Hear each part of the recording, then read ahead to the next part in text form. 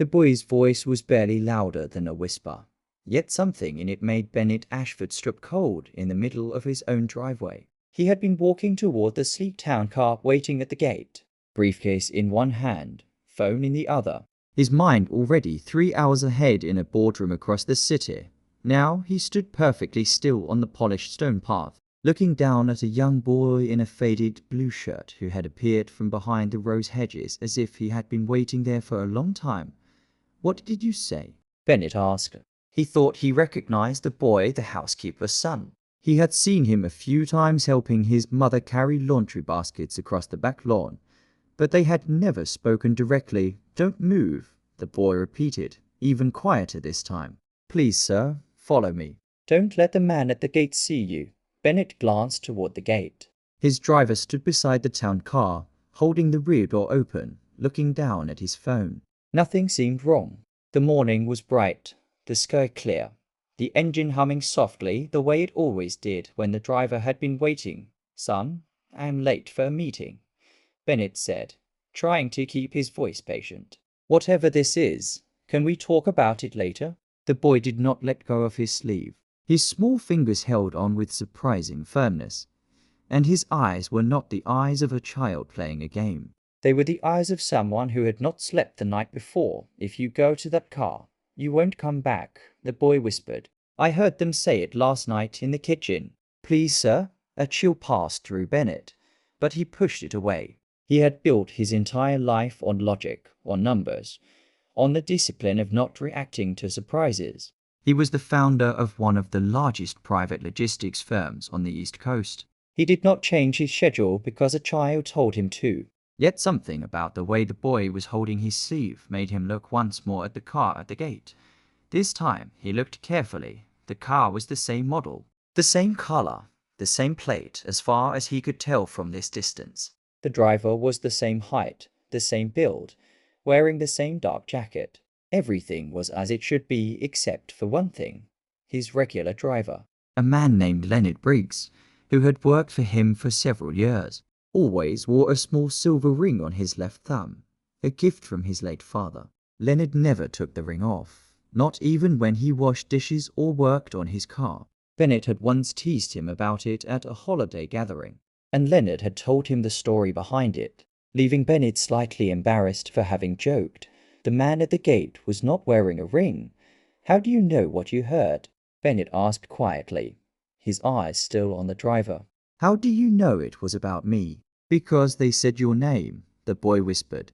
"Mr. Ashford, they said it 3 times, and they said your wife had already paid them half already, half when it was done." Bennett's chest did not move for a long moment. He felt his lungs stop, then start again slowly, the way they always did when he received very bad news in a meeting and could not let anyone see it. "Walk with me," he said quietly, slowly, toward the side of the house. "Don't run. Don't look at the gate." The boy nodded once and let go of his sleeve. The two of them walked together across the stone path, past the fountain that Bennett had paid more for than most people pay for a car, past the marble bench where his wife sometimes drank her morning coffee, and around the corner of the house where a tall row of cypress trees blocked the view from the gate when they were behind the trees. Bennett knelt down so his eyes were level with the boy's. "What's your name?" he asked. "Isaiah, sir." "Isaiah." Bennett nodded slowly, as if locking the name into a place inside his head where important things were kept. "Tell me everything slowly. Don't skip anything. Start from last night." Isaiah took a deep breath. His shoulders trembled slightly, but his voice stayed steady. "My mom was making tea in the kitchen. It was late. I was supposed to be sleeping, but I came down because I forgot my book. The lights in the kitchen were off, but I could hear voices on the back patio. 2 people, a woman and a man. The man was not from the house. I had never heard his voice before. The woman was Mrs. Ashford." Bennett kept his face very still. "She said, 'Everything is ready for the morning.' She said the driver had been replaced. She said her husband would be in the car at the usual time, and that he would not notice because he never notices anything in the morning. He is always reading his phone." Isaiah paused, and his eyes filled with something that looked older than his years. "And then she said that after today, she would finally be free. Bennett Ashford stayed very still behind the cypress trees, listening to his own heartbeat in his ears, and felt the entire shape of his life shifting underneath him like a floor that had just stopped being solid. For a long moment, Bennett did not speak. He stayed crouched behind the cypress trees, one hand resting on the cold stone of the garden wall, the other still holding his briefcase as if it were the only thing connecting him to the world he had walked out of minutes earlier. The sound of the town car's engine drifted softly from the gate, patient, mechanical, indifferent. "Isaiah," he said quietly, "do you have anything else? Anything you can show me? A note, a picture, anything?" The boy hesitated. He looked down at his shoes for a second, then reached into the front pocket of his shirt and pulled out a small black object. It was an old phone, the kind that had been new some years earlier, with a cracked screen held together by clear tape along the corner. "My MOM gave me this one when she got her new one," Isaiah said. "It still records sound. I was scared, so I pressed the button. I held it near the door." Bennett took the phone carefully, the way a man might handle a piece of glass that had been pulled from a wound. He looked at the screen. There was a single audio file saved from the night before, 11 minutes and 42 seconds long. "You recorded it," Bennett said. "I didn't know what else to do, sir. I thought if I told my MOM, she would say I was dreaming. I thought if I told nobody, then nobody would believe me later." Bennett nodded slowly. He pressed play. The first thing he heard was the sound of dishes settling in a sink, and then almost immediately the soft sliding noise of the patio door. Then his wife's voice, calm and warm in the way she always spoke at dinner parties, saying something he could not quite make out at first. He raised the volume. "Has to look ordinary. He has to walk to the car himself. If anything is forced, if anything looks wrong, the police will find it within a day. He has to get in willingly." Then a man's voice, deeper, slower, careful in the way a person sounds when they are reading from a list they have memorized. "He will. The usual time is his window. He never varies. He walks out. He opens his email. He gets in the car. The new driver knows the route. There's a place outside Hartwick where the road bends along the reservoir. The car will stop there. The rest happens after a pause. A small sound that might have been ice in a glass, and the policy." The man asked. "It pays out after the waiting period," his wife answered. "Accidental death, double indemnity. The lawyers have already reviewed it. There is no contest because there is no other beneficiary. I am the only one. The house, the company shares, everything moves through the trust to me. The board cannot stop it. They tried to put protections in years ago, but he signed them away during the merger. He never read the third page." Bennett closed his eyes. He remembered that day. He remembered signing a stack of documents at a hotel desk in Boston while a junior lawyer pointed at the lines. He remembered being told that the third page was administrative language standard, nothing to worry about. He remembered feeling tired and not asking. The recording continued. After the man's voice asked when everything would be settled, his wife replied, "A year, maybe longer. We do not appear in the same room for at least a year and a half. We say nothing. We change nothing. Patience is what makes this work." The recording went on a little longer, but Bennett stopped the playback. He did not need to hear the rest. He had heard enough to know that whatever life he had been living that morning, that life had ended sometime during the night while he was asleep upstairs. He looked at Isaiah, who was watching him with the patient eyes of someone who had been waiting all morning to be believed. "Your mother," Bennett said carefully. "Does she know you recorded this?" "No, sir." "Did she hear them too?" "I don't think so. She had the kitchen radio on. She was making tea. I think she heard nothing." "Good." Bennett exhaled slowly. "I need you to keep it that way for now. Do you understand? Not because your mother would do anything wrong, but because the more people who know, the more people are in danger." Isaiah nodded. He had the kind of seriousness in his face that did not belong on a child. Bennett slipped the old phone into the inside pocket of his jacket. Then he stood up slowly, brushed the dust of his trousers, and looked out through a gap in the cypress branches toward the front gate. The town car was still waiting.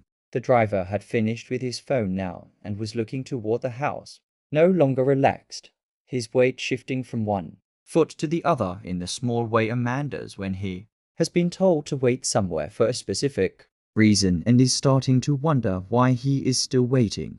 Bennett took out his own phone and tapped a single name from his favorites. The line rang twice.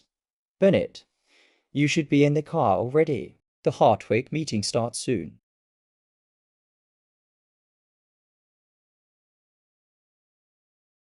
Quentin. Bennett's voice was very calm. I am not going to Hartwig today. I need you to do something for me. And I need you to do it without telling anyone in the office. Not Helen, not the legal team, no one. There was a pause on the other end. Quentin Ho had been his lawyer for many years, and he had only heard Bennett speak in this exact tone a few times before, once during a difficult takeover battle, and once on the night Bennett's mother died.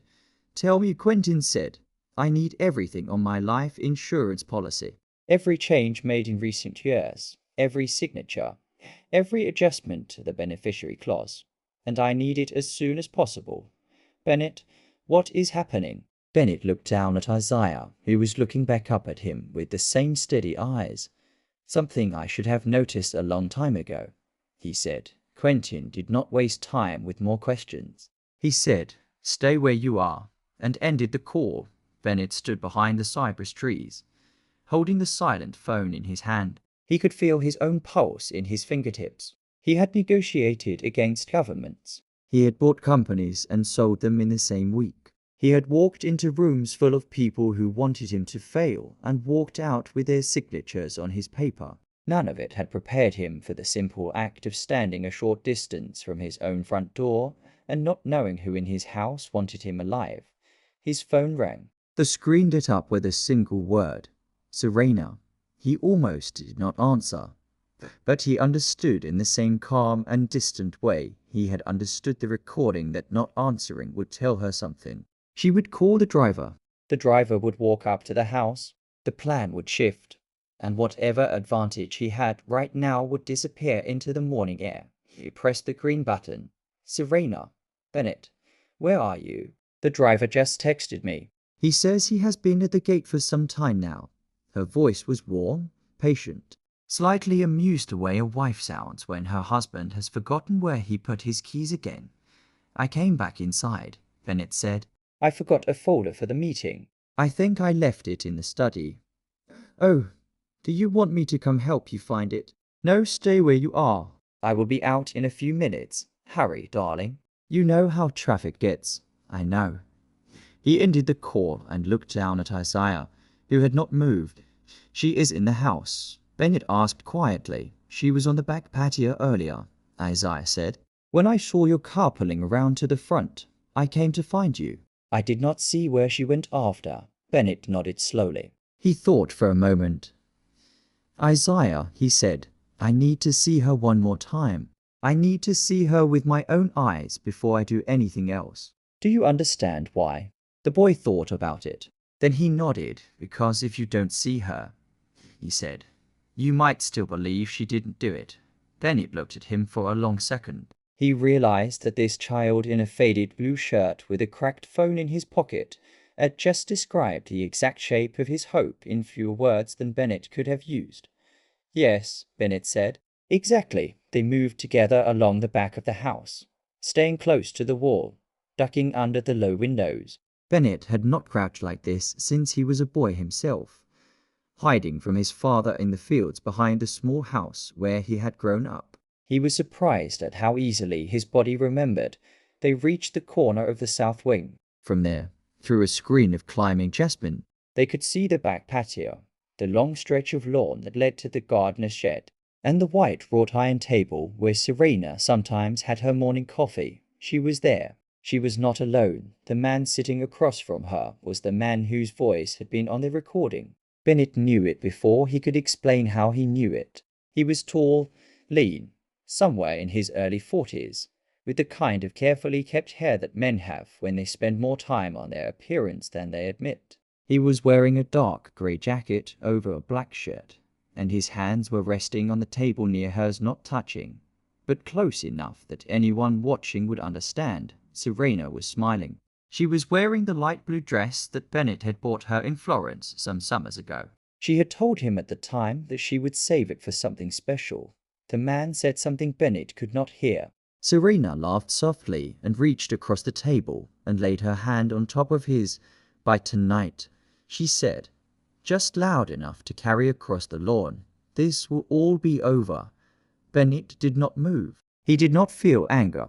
He did not feel grief. He felt something stranger. Something that did not have a name, something like the feeling of watching a photograph of yourself slowly catch fire from the corner inward. The man lifted her hand and kissed the inside of her wrist. And then he said, "We begin." Bennett turned away from the screen of jasmine. He looked down at Isaiah, who had also seen it, who had also heard it, and whose small face had gone very quiet. "Come with me," Bennett said. They walked together back along the wall, around the corner, and through the side door that led into the laundry room. Bennett knew this part of the house only vaguely. He had spent many years living here and could not have told anyone before this morning what the laundry room looked like. He found this fact almost funny in the cold and distant way. He was finding many things funny right now. He took out his phone again and tapped a different name. "Leonard," he said when the line picked up. "I need you to listen carefully and not ask questions yet." "Are you at home?" "Yes, sir. I'm off today." "You told me last week, remember? You said the company was sending a car from a different service because mine isn't for service. I figured you got the dates mixed up, but I didn't want to call and bother you about it." "Mr. Ashford, is something wrong?" Bennett closed his eyes for a brief moment. There it was. The lie had been planted earlier by someone who had access to his schedule, his phone, and his trust. "Leonard," he said, "your car is not in for service, is it?" "No, sir. It's in my driveway right now." "I thought so." Bennett exhaled slowly. "I need you to drive over here. Park one street away. Do not come up to the gate. I will call you again in a few minutes and tell you what to do next." Bennett ended the call with Leonard and stood very still in the laundry room. Through a small window above the dryer, he could just see the corner of the front gate. The town car was still there. The fake driver was still standing beside it, waiting for a man he believed would walk out, get inside, and not see his own home again. Bennett turned to Isaiah. The boy was standing near a stack of folded towels, his small back pressed against the wall, watching him. "Isaiah," Bennett said softly, "I need you to do something very important, and I need you to do it the way I tell you. Can you do that?" "Yes, sir. Go to your mother. Tell her you are not feeling well. Tell her your stomach hurts and that you want to lie down. Do not lie about anything else. Just that. Then stay in your room until I come and find you. If anyone at all comes and asks where I am or what I am doing today, you say you have not seen me since breakfast. Can you do that?" Isaiah thought about it. Then he nodded. "Yes," he said. "I can do that." "Good." Bennett knelt down again the way he had behind the cypress trees so that his eyes were level with the boy's. "Listen to me. What you did this morning was the bravest thing I have ever seen anyone do. I want you to remember that. Whatever happens in the next few hours, whatever you hear, whatever you see, I want you to remember that you saved a man's life today, and that nothing that happens after this changes that fact. Do you understand?" The boy's eyes were very wide and very still. "Yes, sir." "Good. Go." Isaiah turned and walked out of the laundry room. Bennett heard the soft sound of his shoes on the tile, then on the wooden floor of the hallway. Then nothing. He stayed where he was for almost a full minute, listening to the house. It was strange how a house could feel familiar for many years, and then in the space of a single morning feel like the inside of a stranger's body. Then he straightened his tie, picked up his briefcase, and walked out of the laundry room. He did not go to the front door. He went to his study first, because that was where the missing folder was supposed to be. He stood in the study for a short while, opened and closed a drawer, walked to the bookshelf, walked back. He was setting a small piece of evidence in his own mind, the way a chess player sets a piece without yet knowing how he will use it. He did not yet know who in this house was watching, but he wanted there to be a trail of him doing exactly what he had said on the phone. Then he walked to the front foyer. Serena was already there. She had come in from the patio and was standing by the long mirror, adjusting an earring. She turned when she heard him. "There you are," she said warmly. "Did you find it?" For one long second, Bennett looked at her. He looked at the woman he had married in a small chapel in Virginia, the woman who had cried during his mother's funeral, the woman who had once held his hand in a hospital waiting room for many hours without letting go. He looked at her, and he saw beneath the soft and familiar smile the cool calculation of a person measuring whether a problem had been solved. He had spent his career reading faces across boardroom tables. He could not understand how he had never read this one. "I found it," he said.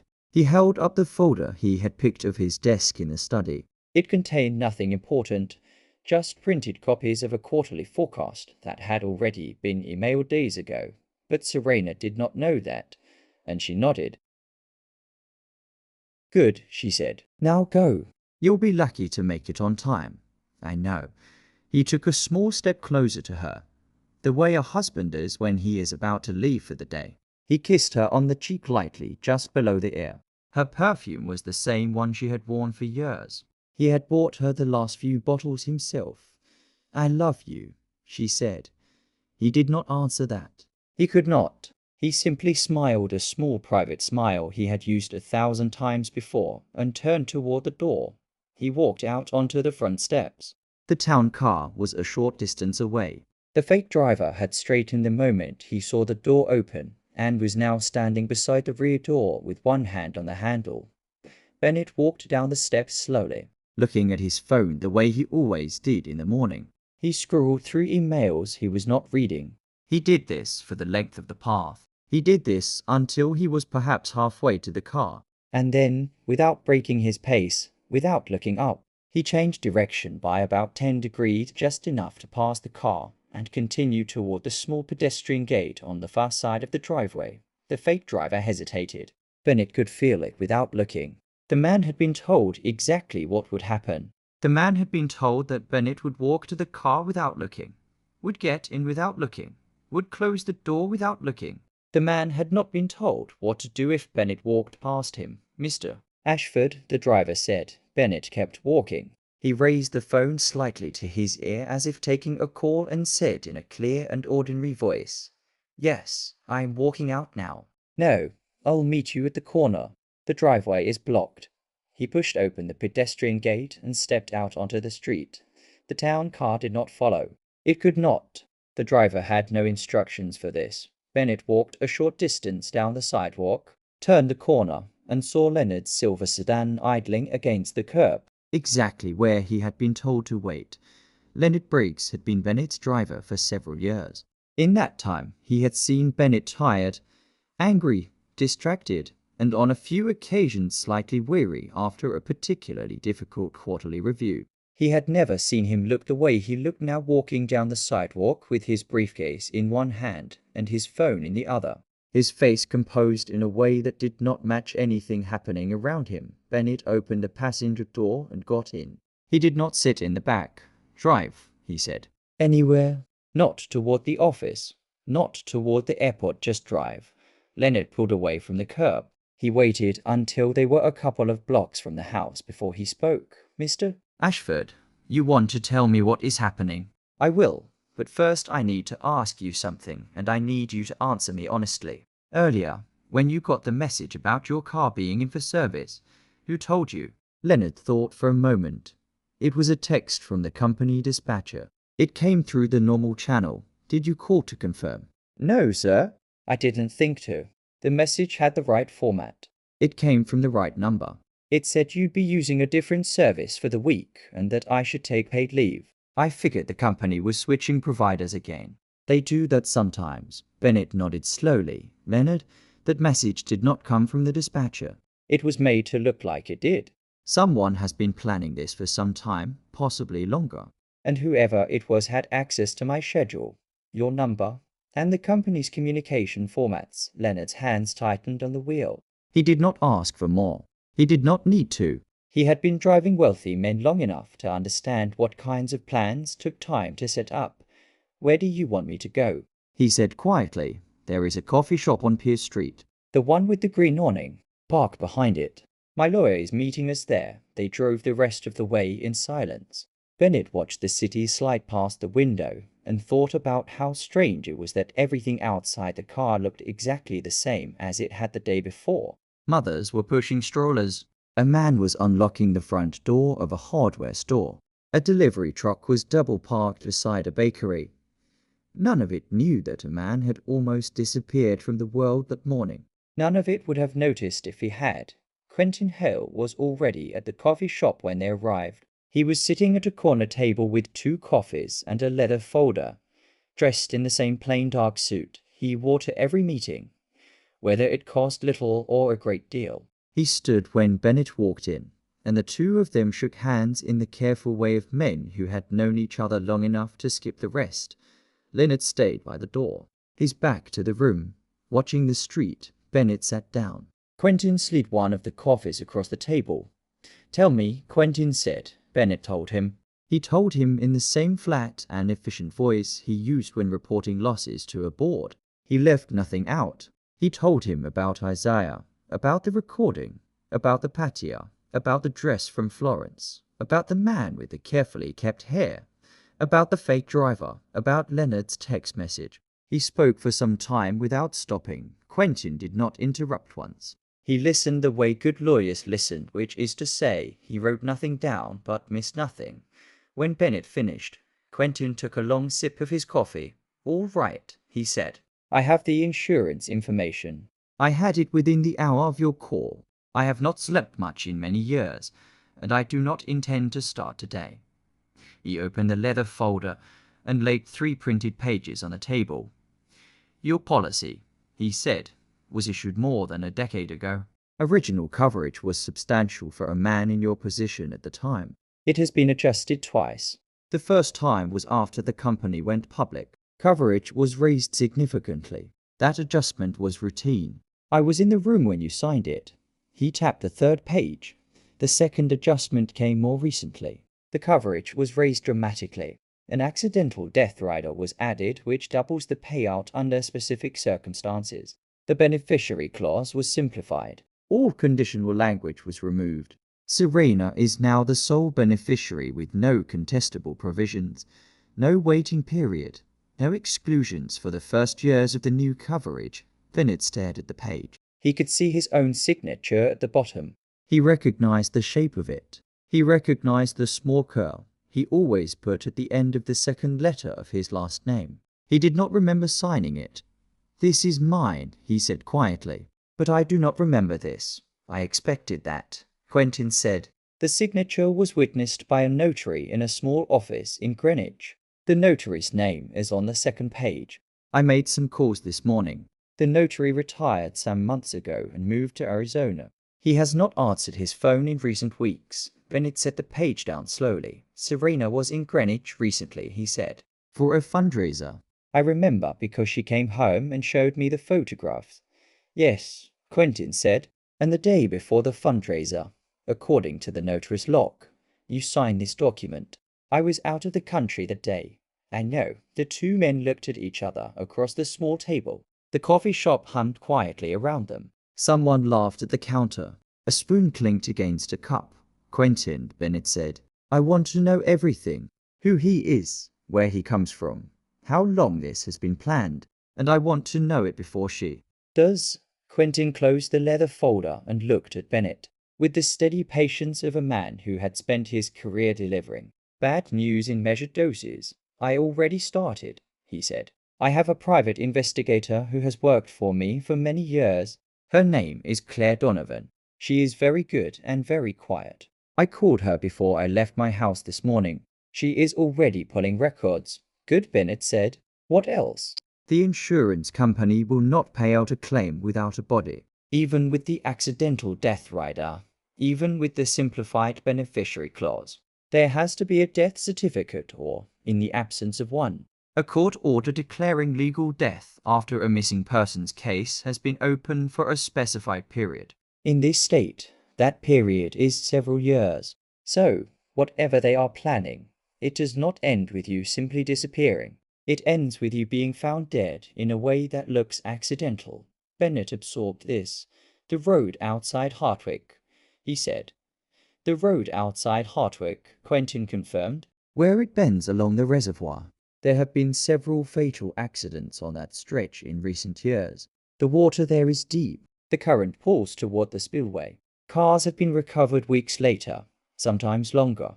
It is exactly the kind of location a man would choose if he wanted an accident to look like an accident. Bennett did not say anything for a moment. They thought of everything, he said finally. They thought of most things, Quentin corrected. They did not think of the boy. Bennett's phone buzzed on the table. He looked down. The screen showed Serena. He let it ring twice. Then he picked it up. Serena. Bennett, where are you? Her voice was no longer warm. It was not yet alarmed, but the warmth was gone. The driver called me. He says you walked past the car. He says you got into another car at the corner. What is going on? There was a problem with the car, Bennett said calmly. I noticed something was off. A different driver, a different plate. I called the company, and they had no record of the change. I thought it was safer to leave. I am with Quentin now. We are sorting it out. There was a small silence. Bennett could almost hear her mind working on the other end of the line. He could almost see the small calculations. He was making the same calculations she had probably made many times in recent times, weighing what she could say against what she could not, what she could explain against what would expose her. That is very strange, she said. Are you all right? I am fine. Do you want me to call the police? Not yet. Quentin is handling it. The company is investigating. I will be home this afternoon. Bennett, her voice softened, became careful and tender in the way that he now understood was a kind of weapon. I am worried. Please come home. Whatever this is, we can figure it out together. I know we can, he said. I will see you soon. He ended the call and set the phone face down on the table. He looked at Quentin. She does not know yet. Quentin said, no, she knows the plan failed. She does not know I heard the recording. Good. Keep it that way for as long as you can. The longer she believes you suspect only the driver and not her, the more time we have to gather what we need. Bennett nodded slowly. Then he looked toward the window of the coffee shop at Leonard standing patiently by the door. There is a boy, he said. At the house. The one who told me. Yes. He went to his room. I told him to stay there, but his mother works in the house. The man I saw on the patio is gone now. But he will come back and Serena will tell him what happened. And they will start looking for reasons. They will start looking for how the plan went wrong. They will look at the staff. They will look at the boy. Quentin considered this. How many people work on the property? 6 full-time. The housekeeper, who is the boy's mother, the gardener, the cook, 2 security personnel, 1 assistant who handles the household scheduling. There are also contract workers who come and go. And the boy's mother, does she live on the property? Yes. There is a small staff residence behind the south wing. She and her son have lived there for some time. Quentin picked up his phone and dialed a number. He spoke quietly for less than a minute, then put the phone down. Claire will have someone watching the residence within the hour, he said. Unmarked. They will not interfere unless they need to. But they will be there. Thank you. There is something else you need to think about, Bennett. Yes. Whoever this man is, whoever Serena has been planning this with, he is not just a boyfriend. The level of planning, the access to your documents, the manipulation of your driver's schedule, the manufactured signature, the choice of location. This is not a man who fell in love with your wife and got carried away. This is a man with experience, with patience, with a method. He has done something like this before, or he has been close enough to people who have. Bennett looked at the closed folder on the table. Then find him, he said. Find out who he is. Find out where he comes from and find out who else he has done this to. Quentin nodded. He gathered the folder, stood, and rested one hand briefly on Bennett's shoulder before walking out toward the front of the shop. Leonard caught Bennett's eye from across the room. Bennett signaled him over. Leonard, he said, I need to go back to the house. Not yet. Not today. But before this is finished, I will need to go back. And when I do, I need you to be the one driving.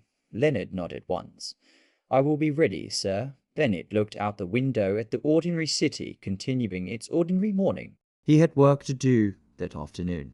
Benny checked into a small hotel on the north side of the city, the kind of place that catered to traveling consultants and did not ask questions about late check-ins or cash payments. Quentin had chosen it. Quentin had also paid for it under a different name, used a corporate card that did not appear on any of Bennett's accounts, and arranged for a single room on an upper floor with a window facing the parking lot. Bennett sat on the edge of the bed for a long time before he did anything else. He looked at the carpet. He looked at the small painting of a sailboat above the desk. He looked at the curtains, which were the color of old coffee. He had not stayed in a room like this in many years. He found, to his own surprise, that he did not mind it. His phone buzzed on the nightstand. A message from Quentin. Claire has a name. Calling you in a few minutes. Bennett nodded to himself, even though there was no one in the room to see it. He stood up and walked to the window. The parking lot below was almost empty. A delivery van was idling near the back entrance. A woman was loading groceries into the trunk of a small sedan. The world continued without him. The phone rang. Quentin, Claire is on the line with us. She's going to walk you through what she found. Listen first. Questions after. A new voice came through. Low, calm, professional, Mr. Ashford. My name is Claire Donovan.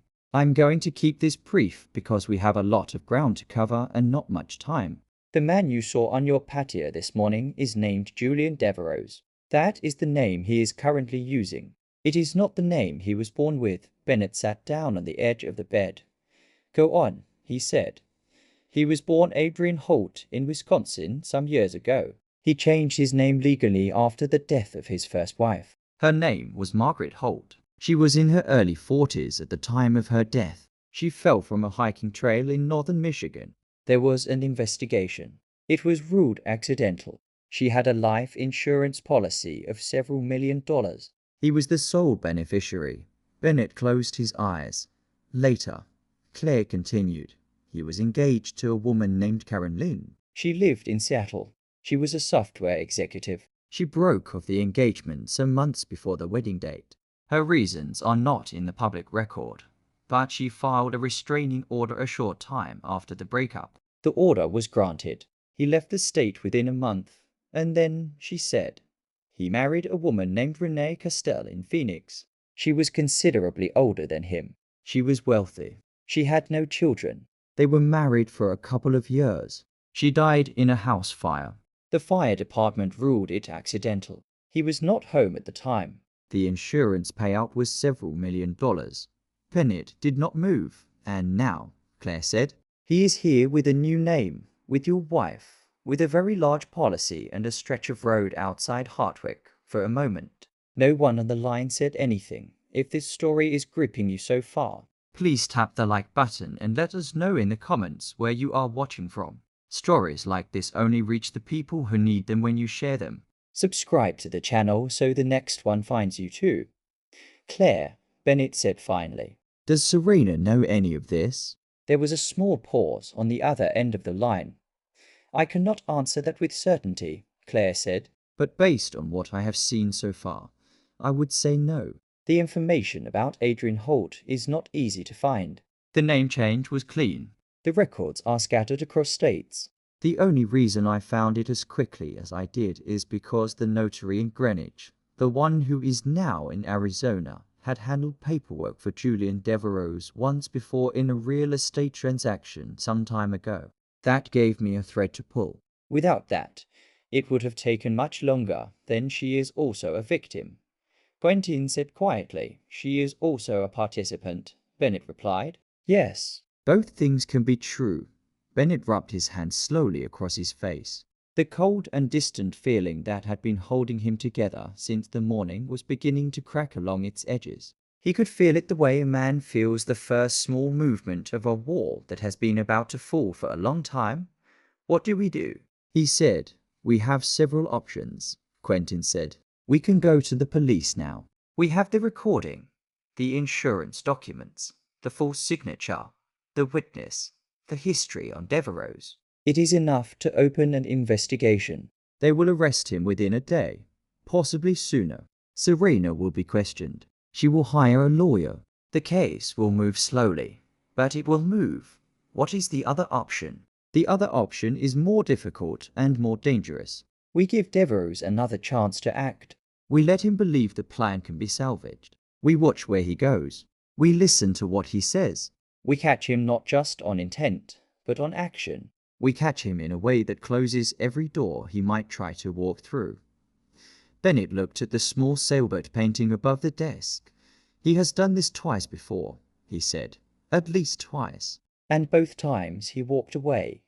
Yes, then we do it the second way, Bennett said. I do not want him to walk away again. Quentin was silent for a long moment. All right, he said. Then we begin tonight. That evening, Bennett returned to the house. Leonard drove him through the front gate at the usual time.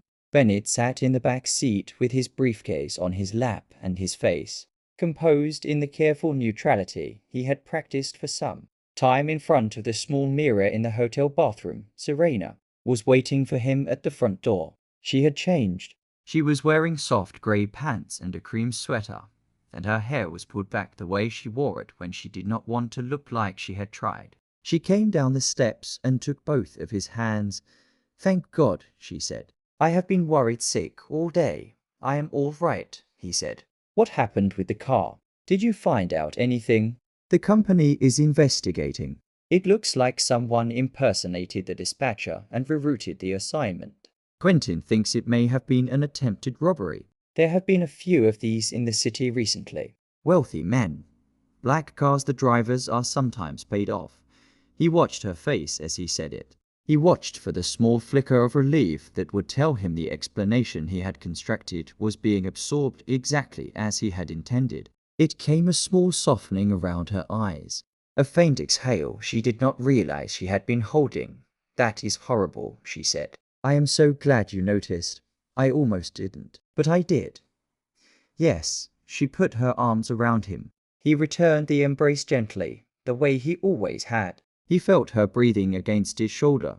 He felt, for the first time in many hours, the specific sadness of holding a person who has decided you are worth more dead than alive. It was a sadness without sharp edges, slow and large and quiet, like a tide that had been coming in for a long time and only now was high enough to notice. Come inside, she said. I cooked your favorite. We can have a quiet evening.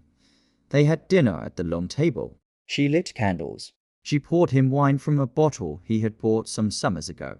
She asked him questions about his day, about Quentin, about the company's response, and he answered all of them in a calm and ordinary voice, giving her enough detail to seem honest and not enough to seem rehearsed. She listened. She nodded.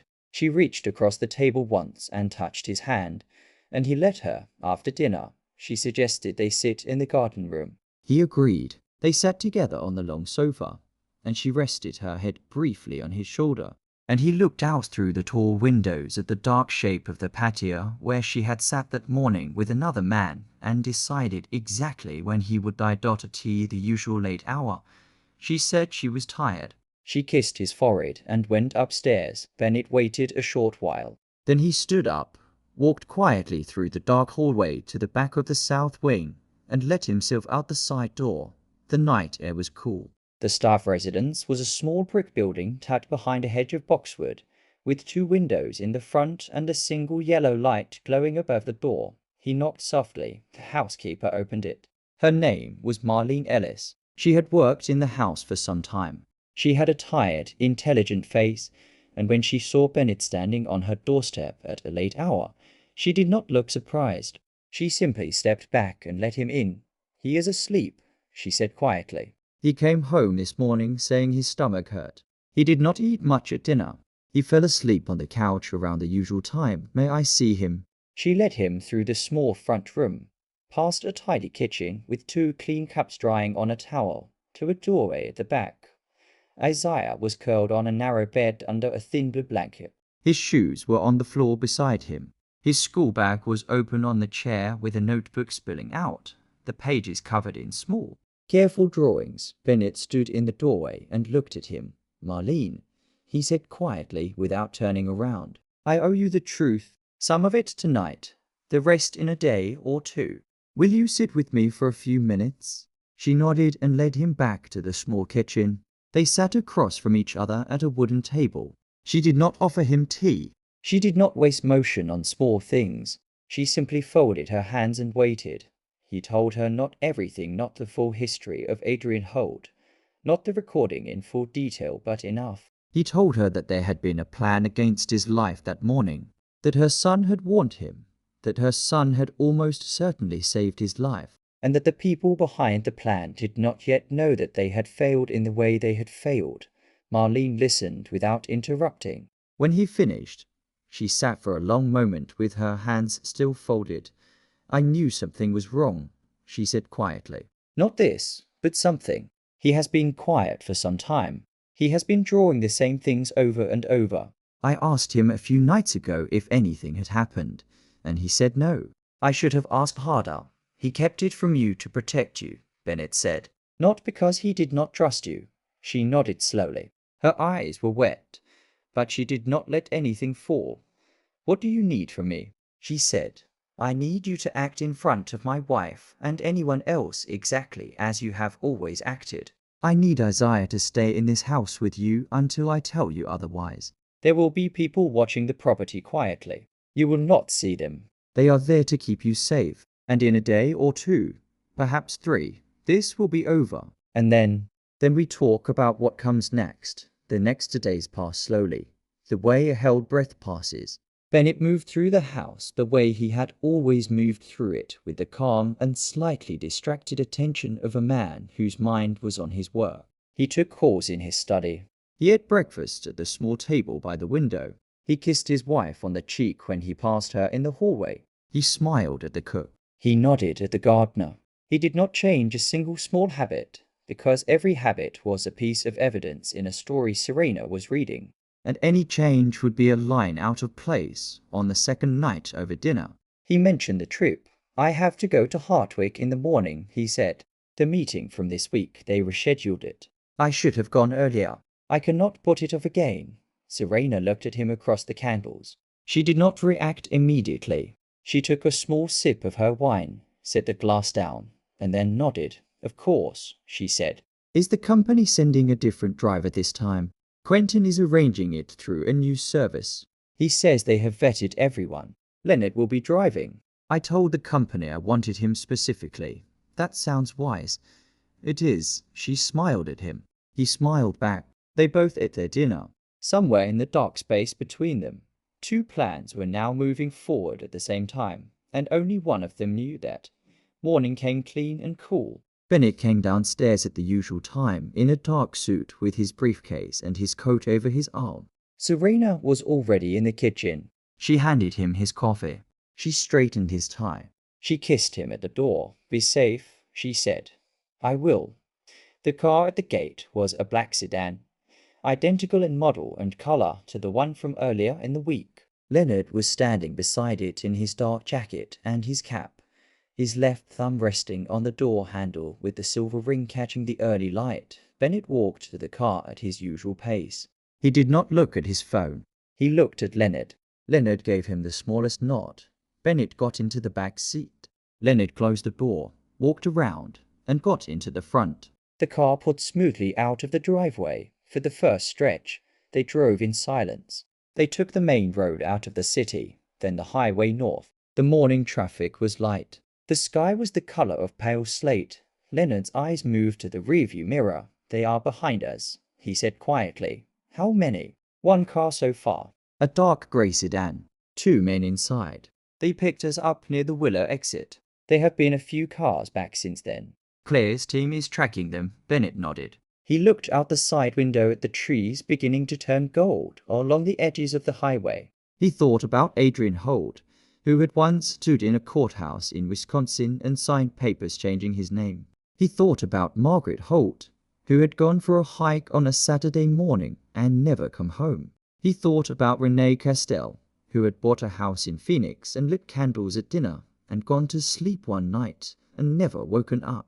He thought about Serena, who at this moment was probably in the garden room with a cup of tea, waiting for a phone call that would tell her the worst day of her life had finally arrived. He did not feel rage. He had thought he would, but he did not. He felt something quieter, Something harder to name the way you feel when you watch a long sentence finally come to its period. Leonard took the exit for Hartwick. The road narrowed. The trees grew closer to the shoulder.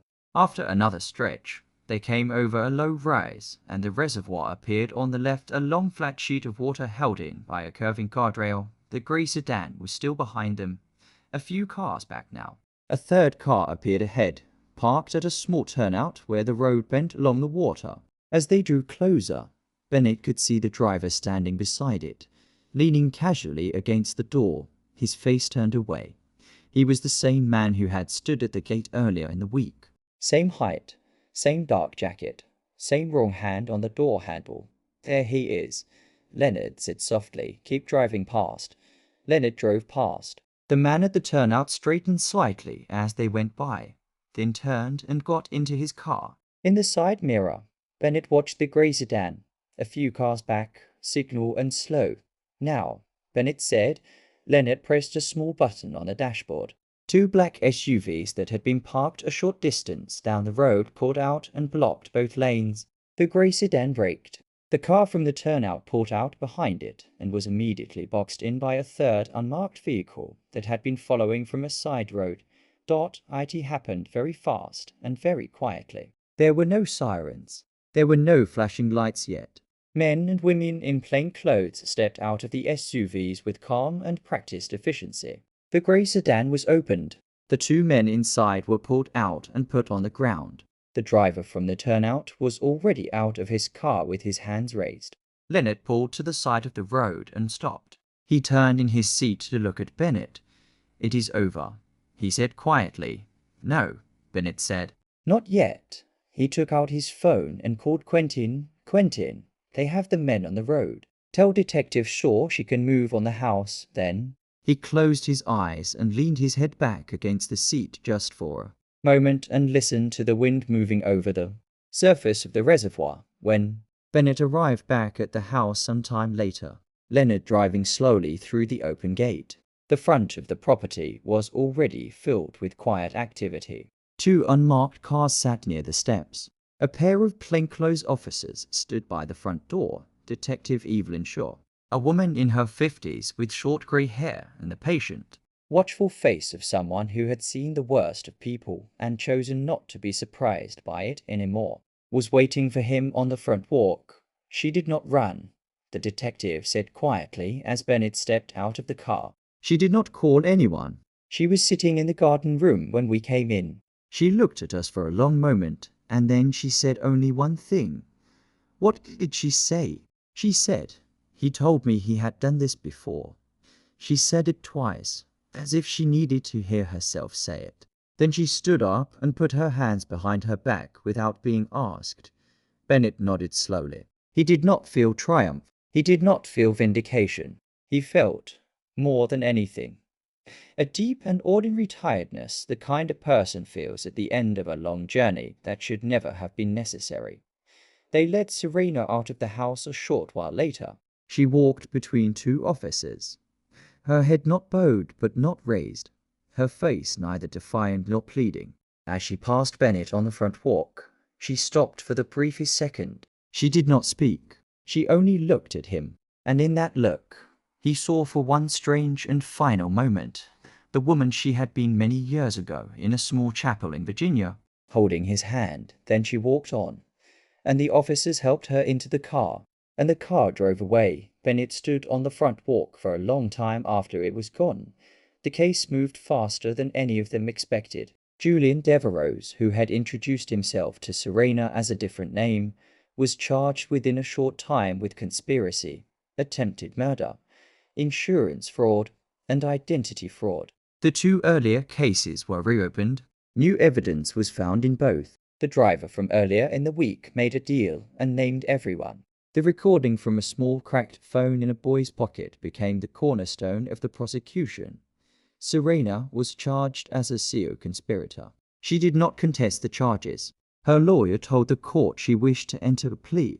The judge accepted it. Bennett did not attend most of the proceedings. He had been there once, at the first hearing, and that had been enough. There were some things he had decided a man did not need to watch twice to understand. In the time that followed, the house changed not in the way houses change after a death, but in the way houses change after a long fever finally breaks. Bennett moved his bedroom to a smaller room on the east side, where the morning sun came in through clean windows. He sold the cars he did not use. He gave Leonard a permanent position with the company, with a salary that made Leonard argue with him for some time before accepting. He hired a new household manager, an older woman named Doris, who had run a small bed and breakfast in Vermont for many years. And the house began, for the first time in a long time, to feel like a place where people actually lived. Marlene Ellis stayed. Bennett had asked her if she wanted to, and she had taken some days to think about it, and then she had said yes. She moved into a larger residence on the property, a small cottage with a real fireplace and a sunroom in the back. Isaiah enrolled in a new school. Bennett paid for it, and for the one after it, and for whatever would come after that. He did not call it a gift. He called it an investment in someone who had already proven what kind of person he would become. One afternoon, several months later, Bennett walked out into the garden and found Isaiah sitting on the low stone wall near the greenhouse, a notebook open on his knees. He was drawing the new rose bushes that Marlene had planted along the south fence. Bennett sat down beside him. "You still draw," he said. "My dad used to draw," Isaiah said. "My mom told me he died when I was little. She said he drew on everything: receipts, napkins, the backs of bills." Bennett had not known this. He nodded slowly. "Then you come by it honestly," he said. They sat in silence for a long moment, watching the wind move through the leaves. "Mr. Ashford," Isaiah said quietly. "Yes." "Do you ever still feel scared about that morning?" Bennett thought about the question. He thought about it for a long time, because the boy deserved a real answer. "Sometimes," he said. "Not the way I felt it then. But sometimes I wake up at night and I remember the sound of the engine at the gate. And I think about how close I came to walking past you and not stopping. And what I feel then is not fear exactly. It is something more like gratitude that has not yet learned how to sit still." Isaiah nodded slowly. He understood in the way that children sometimes understand things adults cannot put into words. "My mom says," he said, "that doing the right thing does not always make your life easier, but it lets you look at yourself in the mirror without having to look away." Bennett looked out across the garden at the greenhouse glowing softly in the afternoon light. "Your mom is right," he said. "She has been right about almost everything. This story is a reminder that the most dangerous threats in our lives rarely arrive as strangers. They wear familiar faces, share our dinners, and know our schedules. And it reminds us that courage does not come from size or status or wealth. A child with honesty and the will to speak can change the entire course of a powerful man's life. Always pay attention to the small things. Never look away from what you know is wrong. And never underestimate the difference one brave voice can make.